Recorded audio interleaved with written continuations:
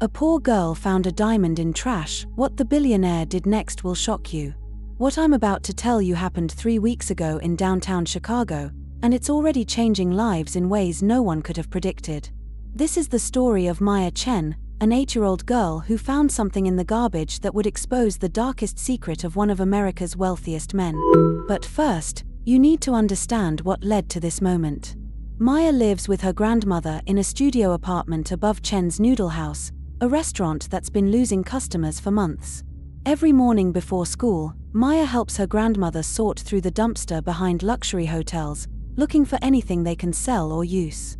Most kids her age are playing video games or watching cartoons. Maya has learned to spot designer handbags that might have loose change in them, electronics that might still work, sometimes even jewelry that wealthy guests accidentally throw away. Her tiny hands have become expert at finding treasure in other people's trash. 3 weeks ago, on a Tuesday morning that started like any other, Maya was digging through the waste bins behind the Four Seasons when her fingers touched something that made her freeze. It was cold, hard, and when she pulled it into the light, it sparkled like captured starlight. The diamond was the size of a marble, flawless, and set in a platinum ring that looked like it cost more than her family had seen in their entire lives. Maya had never held anything so beautiful, so perfect. She slipped it into her pocket and ran home, her heart pounding with excitement about the amazing discovery that would finally help her grandmother save their restaurant.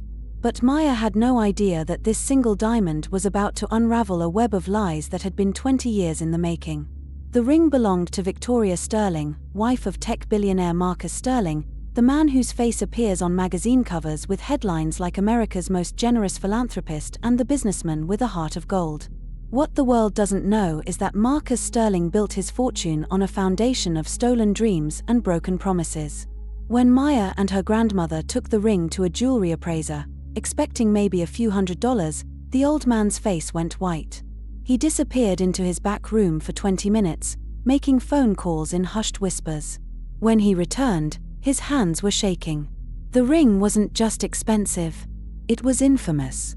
It was the centerpiece of a collection that had been stolen from the Beijing Museum 15 years ago, a heist that had destroyed the career of the museum's young curator and sent an innocent security guard to prison for crimes he didn't commit. The same security guard who happened to be Maya's grandfather, who died behind bars still claiming his innocence. Maya's grandmother collapsed when she heard this news.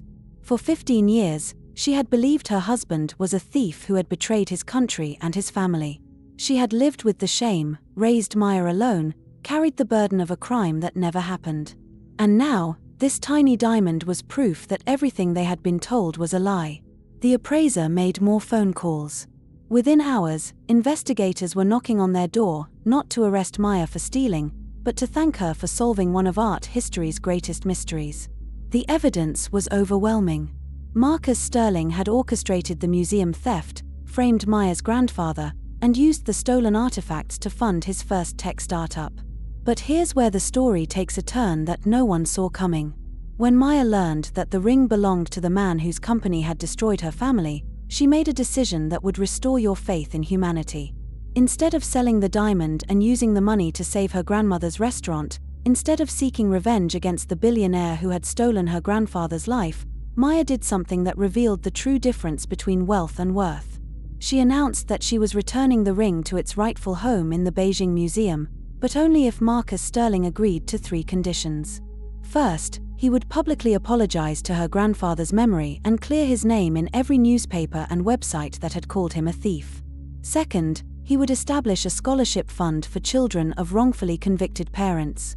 And third, he would spend 1 day every month for the rest of his life working in soup kitchens and homeless shelters, learning what it means to serve others instead of serving himself. The media went crazy. Here was an 8-year-old girl holding one of the most powerful men in America accountable for his crimes, not with lawyers or lawsuits, but with the simple demand that he become the person he had always pretended to be. Marcus Sterling could have fought the accusations. His lawyers could have destroyed Maya's family with legal fees and threats. His money could have made the whole story disappear. Instead, something extraordinary happened. Yesterday morning, Marcus Sterling stood in front of news cameras with tears streaming down his face, and he did something billionaires almost never do. He told the truth. He confessed to orchestrating the museum heist, to framing an innocent man, to building his empire on stolen dreams. He announced his resignation from his company and the establishment of the Chen Family Foundation, funded with half of his personal fortune. But the most shocking part wasn't his confession or his donation. It was what he said at the end of his statement, when he looked directly into the camera and spoke to Maya, who was watching from her grandmother's restaurant. He said that Maya had taught him the difference between finding treasure and being treasure. He said that her grandfather had died an innocent man, but Maya had chosen to live as a righteous one. And he promised that every day for the rest of his life, he would try to become worthy of the forgiveness she had offered him. Today, Maya's grandmother reopened Chen's noodle house with a line of customers stretching around the block.